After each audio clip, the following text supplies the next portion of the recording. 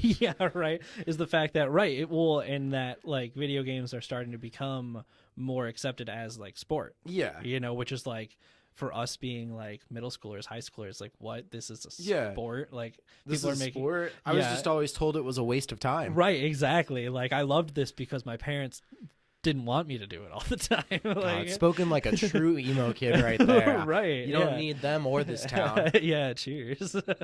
But no, that was a big thing. It was just like I just love it so much. I am curious because like something that I've always considered interesting in gaming itself, and I was actually going to pose this question to you just based off of card games that you play, is like difficulty in video games. I'll play a lot of like just like linear storyline games, and I feel like difficulty in video games got very like spoon fed.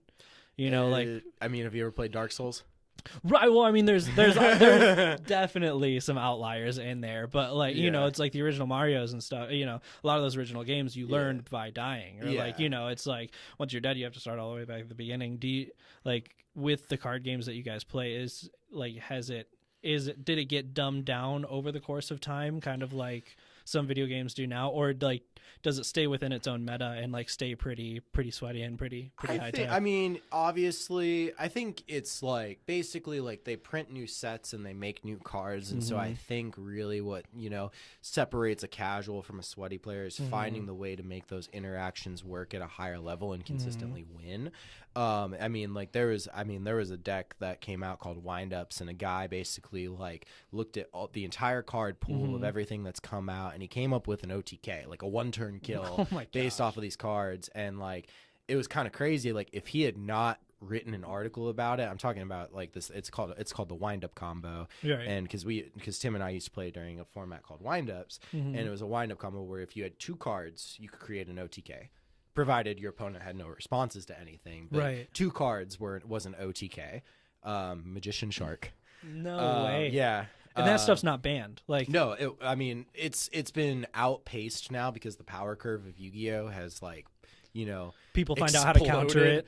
Well, it's just like, I mean, so it'll be like the deck will come out in its purest form. It'll stick around for like 6 to 12 months, and then it'll get hit with bans. So like a card that made the deck broken gets banned or put to 1 because you play 3 of a card in Yu-Gi-Oh, and it gets put to 1. And so I mean it gets sweaty because I mean there's obviously like top tier tournaments. Like I mean Tim and I have traveled across the country to play it, and Tim actually topped an event. Like he topped YCS Seattle, like and he made top 32 out of probably like 500 kids, like and like that. And so like that is like the big leagues.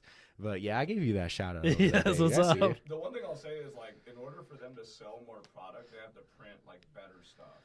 So like it's almost like how Apple every year they've got to come out with a new iPhone, they've got to come out with a new product. Well, that's what card games have to do. So like it's not necessarily every year, but like every few months they gotta increase the power level. So your stuff that might have been good a year ago might not be so good now. Yeah, it's almost like nerfing or buffing. Exactly, and like there's like you can. I mean, Tim and I can like pinpoint like the sets that like were the power curves for Yu-Gi-Oh, which to me the 2 most prevalent were like Invasion of Chaos and Lord of Tachyon Galaxy, because those 2 sets just had bonkers cards, and so like you see that power curve getting high, but I wouldn't say like it's not one of those where like the skill level goes down. Exactly. The meta stays. And that's the beauty of card games is like if y'all have the cards, like it's not your dexterity that determines who's the winner. It's how you pilot the deck. Right. And like that's what I think is so fascinating about card games is like you could lose to you get your ass kicked in Fortnite or Apex Legends because there's a dude on the other side with, a $5,000 gaming set and like 0 ping. Right. Like, just Twitch shooting But everybody. with Hearthstone, with Yu-Gi-Oh, with Magic, it's all up here. It's all up in your brain. And so you have to navigate. And I think that's what's really cool about card games is that the playing field and the technology and the equipment is all neutral because both players can have the same exact decks mirror to mirror, and that happens like a lot. Right, like, people will literally sit down and that's like the mirror matches, like you play the mirror.